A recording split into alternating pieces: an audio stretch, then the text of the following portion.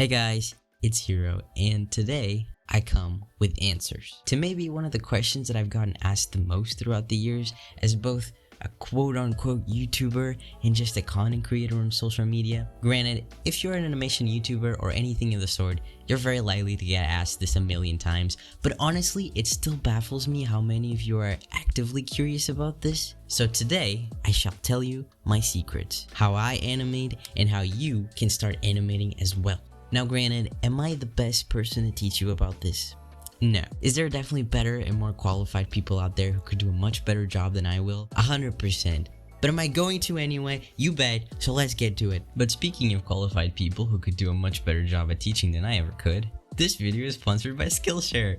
Did you go into 2025 promising yourself that this would totally be the year where you'd stop lazing around and start learning that thing? Then boy, do I have the place for you. Skillshare is the largest online learning community for creatives with a huge range of topics from illustration, graphic design, photography, music, and so much more. For example, if you like this video and are interested in creating animation work of your own, I definitely recommend checking out the many animation classes Skillshare provides. They have stuff from how to create your first character for animation, how to achieve expressive character design, and the basic principles of animation. All incredibly helpful stuff that will surely help you a lot. Personally, I've been following Alex Mayer's class on intermediate character movement, and honestly, it has helped me so much. Even though I've been doing animation for over 5 years now, there's still a lot of things that I usually miss or just outwardly forget, and honestly, this class really helped solidify a lot of that in my head. It was so helpful, and even if you've never animated before, I think he made it really simple and easy to understand. So just try it out. The first 500 people to use my link in the description will have 1 month completely free trial,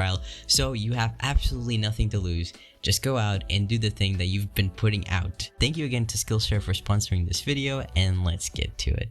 Now, for starters, and for the actual question that I get asked the most, where do I animate? And I'll tell you, I love answering this question because I think this is maybe my favorite software ever.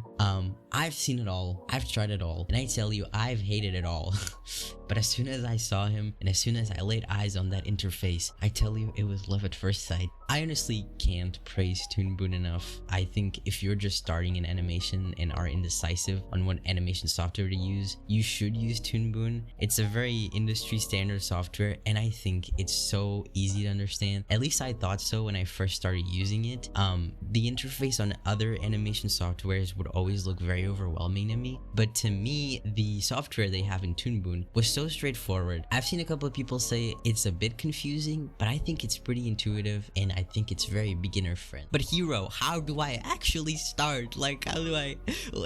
Okay, I'm gonna need you to chill, okay? I was just getting to that, but okay, I'll get back to my Toon Boom praise later. For my actual animation process, I usually divide it in 3 stages: the sketch/draft, the lining, keyframing, and in-betweening, and the coloring. And before I even say anything, I know this is not the most correct way to go about it, okay? Honestly, if my college teacher saw this, they'd probably have a stroke. But this is just how I work, and that's just how it works for me, and I'm being very kind right now as to share it with you, so be grateful, okay? Be grateful. So before anything else, I like to do a very rough sketch of the entire audio or whatever I'm using. If a scene or a segment is a bit more complex, or if the action requires more thought put into it, I'll usually make the drawings look a bit more crude to make it easier for me to edit it and go over it to actually get the intent and the acting right. It's at this stage that I usually prioritize body language. For example, in this mouth-washing animation that you guys really liked, it was really important for me that Anya's body and movement felt slow and sort of lacking energy and intent. She's obviously very disengaged in the conversation itself, and her mind is wandering off somewhere else. So that should really be captured even in the bare bones of the animation when I'm doing the sketch. I really recommend doing rough sketches before jumping into the actual animation because I think it takes off a lot of the pressure. None of your drawings have to be perfect, you just gotta get that feel of it right.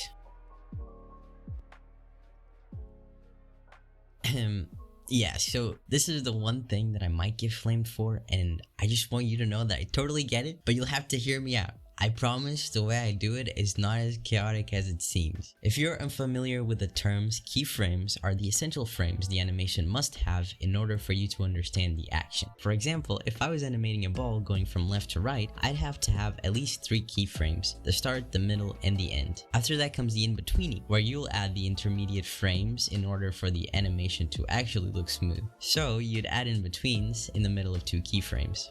Now, usually what people do is keyframe the entire animation and then go over it again to in between it. However, I'm a special little snowflake who loves to do things differently and at times making my life harder than it has to be. So I do it all at the same time. Kinda. Okay, so here's what I actually do. Let's take this animation I'm currently working on, for example. I'm animating almost the entirety of mouthwashing for a collab I'm doing for Tyrell Hill, and you guys should totally check it out when it comes out and subscribe to him. Anyway, basically what I'll do is 2 keyframes in between, 2 keyframes in between, 2 keyframes, 2 in between, for example, whatever. Granted, I know that's still not great. My college teachers would always say that keyframes come first to establish sort of a crucial position of the animation, but I think I can get away with it since I also put a lot of thought in my drafts and sketches, and I personally prefer it this way because I draw the intent of the action a little more freely in the sketch, and later on I can just 100% be sure that that's exactly what I was going for in the action. So, you know, I think it's fine. But if I was to recommend it, I would probably also suggest you keyframe the entire animation first. It might be easier. I just like to do things faster and I just love to speedrun things. Anyway, let's move on. The last stage is color, and I don't have that much to say about this, but this is also my favorite stage because it's the fastest and it's the most relaxing thing to do. So remember when I said I'd get back to the Toon Boom praise later? Well, it's later. I think this is one of my favorite features from the software simply because I struggle so much with picking colors for my animations, and I change my mind so often. Thankfully, Toon Boom has this really cool feature that allows you to change a color anytime, and every single frame where you use that color will also change. I know, it's crazy stuff. I remember it. I thought this was mind-boggling when I first learned about it. I was like, what do you mean I don't have to go back in every frame and change the color individually and every single one? Crazy stuff. Honestly, this is still my favorite thing. The actual coloring part is very simple too. I think it's very satisfying after all your animation is done. You just gotta go in and bucket fill it. As long as your lines are closed, you just gotta click and bucket fill the entire thing. I think it's really satisfying. This is sort of an extra step, but I'll add it in as well. After I finish everything and I finished all the coloring, I'll also do background work, which is my second favorite stage. I don't have that much to say about it, but after you add all of those, you're officially done. And that's it. Congratulations. You have graduated the Hero DZN animation course. You may go out into the world and create your very first cringe animatic. It's okay. We all have that phase, alright? I do hope this was somewhat helpful and somewhat useful. And if you have any questions, you can leave them down below and I'll be sure to respond if I can. Last notes, I think the biggest advice I could possibly give you is to be persistent. Your animatics or animations may look like this or like this in the beginning, but you gotta remember that practice makes perfect. I absolutely believe that you will be able to get where you want to one day. So go out there and spread your wings and just go do the thing. I really hope you guys enjoyed this video, and I hope this answered some of you guys' questions, and thank you for watching. I'll see you guys next time.